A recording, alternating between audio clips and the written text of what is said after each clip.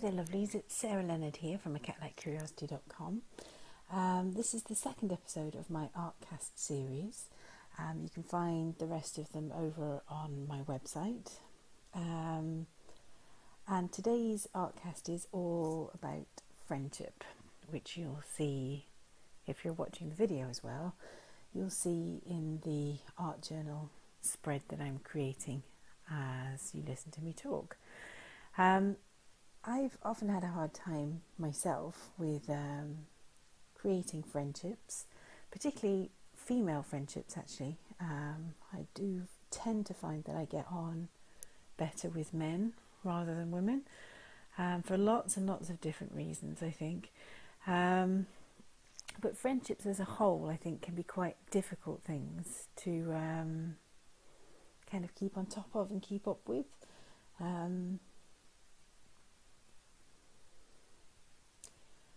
I'm a very, very introverted sort of person, really, which you might not think. I suppose if you've seen my blog posts and everything, and I share a lot about my life, and you see me sharing different things on videos and that kind of thing, that to you might seem like something more of an extrovert person might do. But for me, those things are not only are they necessary for the business, but they're also kind of once removed and a little bit impersonal. It's all kind of at a safe distance, if you like. Whereas sort of cultivating friendships with people in real life, I actually find that quite difficult to do. I'm not an especially sociable person. I don't like to go out. I'm not really much of a drinker. I don't really like any of that side of things. I'm much happier, for the most part, at home. So I find that kind of making time for other people, and even just making time to like take my slippers off and leave the house, can be quite a difficult thing from my own personal point of view, which makes me slightly miserable, I suspect, at least according to some people anyway. But it is what it is. I think an awful lot of people are nowadays realising, first of all, that the word introvert exists, but also, secondly, realising that they might actually be one themselves. And that it's a kind of valid thing that you're allowed to not be the queen of the social scene or whatever else you might have been expected to be at another stage in your life, sort of thing. So I think that's probably a good thing to a certain extent anyway.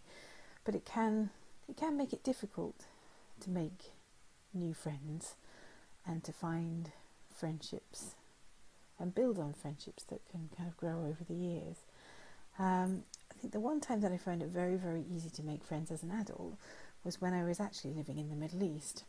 I was teaching in a school out there, out in Muscat in Oman, and because we were all very much in the same boat and very much in the same category, we'd all left our families hundreds of miles away and moved to a completely new country that we didn't know at all, and we didn't know where anything was or how to do anything or how to get the internet set up or any of those normal things. That kind of automatically cultivates a little bit of closeness, whereas on a general day-to-day basis, we're kind of, we have our family usually at some reasonable distance. Even if we can't visit them all the time, we could usually phone them or Skype them or whatever else. And I think that sort of security and that comfort that we take often in family that we have can kind of stop us really from reaching out to anyone around us, because it isn't such a pressing, urgent sort of need, for one thing. And again, I'm not necessarily having that as being a bad thing or a good thing in general. I think it is just the way modern life tends to be. We're all kind of in our own little bubbles here and there, and it's quite difficult, and it can be quite scary even, to step outside of those bubbles and just, make space for someone and something new in your life. That can be a bit of an issue, especially if you have like a high pressure kind of job that takes up an awful lot of your time. You don't want to waste your spare time on something that's not going to be what you thought it would be, and not going to be as useful as you hoped it would be to you, and not going to be as much fun as you'd hoped it would be. So I think all of those things kind of keep us from really reaching out to each other in any kind of way particularly in person. The one place that I do find it relatively easy to make friends is online. I'm a member of quite a lot of different online communities in various different ways, via Facebook, via different website communities, and I find that I meet virtually with people who are on my wavelength much more often via those kind of groups than I do generally in sort of day-to-day life. Day-to-day life, I meet people who are interesting, who are kind, who are funny, but who maybe just for whatever reason don't quite get me or what I'm doing. So the most obvious example being kind of being an entrepreneur and setting up your own business. A lot of people can never quite get past the risk side of that, and would always be advising you to see if you couldn't get yourself a part-time job or whatever else, just people who have a totally different outlook on that kind of thing to the way I think about that kind of thing. And that can be quite difficult. I think sometimes those differences, although they don't necessarily matter all that much, they can kind of eat into your sort of friendship time that you have with the person. If you know fundamentally they don't agree with everything, or at least they don't agree with something that's quite important to you, it can be quite difficult to just keep that friendship going and maintain that friendship despite all of that. So my tip, if you're looking for more friendships and to find more like-minded people, from my own point of view, my tip would be to look online for people who have similar interests to you. So that could mean looking for Facebook groups that have people in who have very similar interests to you. That could even mean taking e-courses, because often the e-courses that you take online come with Facebook groups where you can share your ideas and your feedback and your work and whatever else.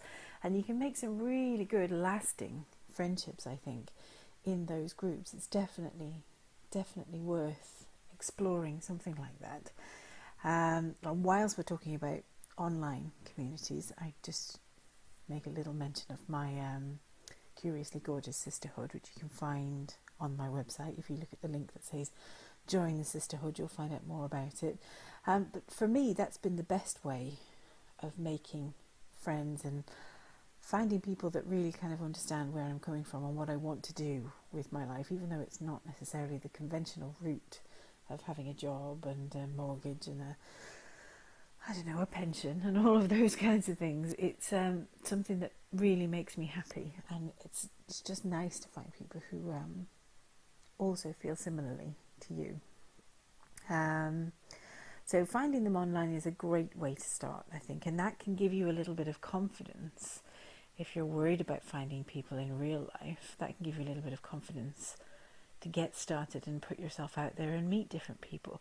Because although I have generally found it quite difficult to make friends with people, especially as an adult, as a child and a young kid, you think this is hard, but see, when you get to be an adult, it's even harder. We're all so busy with our jobs and our works and our mortgages and everything else. But once you've kind of gotten past that little first hurdle online, I think it can be something that leads you then to explore your way past that hurdle in real life as well. So another way of making friends locally would be to do the same things that you might do online. So look around for local groups. I'm a member of a local makers cooperative here in Cottingham that I'm a member of.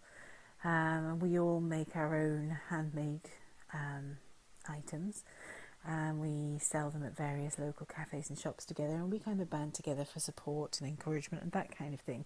But those again are people that understand why I'm doing what I'm doing, and they're completely on board with it. But also I've done things like joining adult education art classes, and I've met some lovely people through those, people who have been friends for years now. I think if you're lucky enough to keep your friends from school, I do have one or two that I keep in touch with who are very good friends, and I think will always be good friends no matter what happens in life. I think that's fantastic, but I think for a lot of people, you may move out of the local area and then suddenly you're faced with this lack, this big hole where perhaps your family used to fill in, but you've moved away, or perhaps your friends from school used to be kind of your ones and onlys, but now you're living somewhere different. You're not able to meet up with them anymore. So that can be quite difficult. But I think if you start out by trying to find some people who are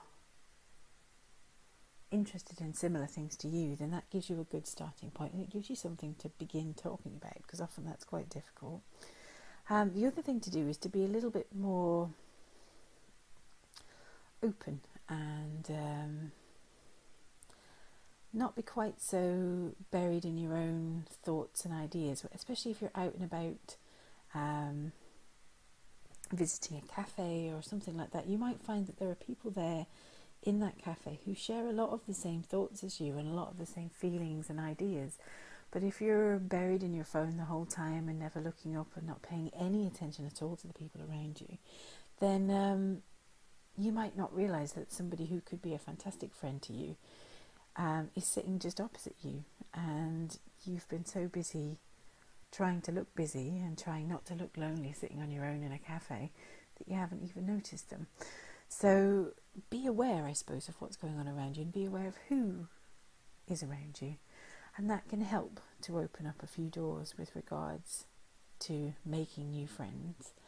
But I suppose those would be my number one tip. So start off with people online, because that's a nice risk-free way to begin, and then start to transfer some of those ideas and conversation starters, if you like, into your real day-to-day life, so your in-person life, and see whether you can invite more people into your friendship circle.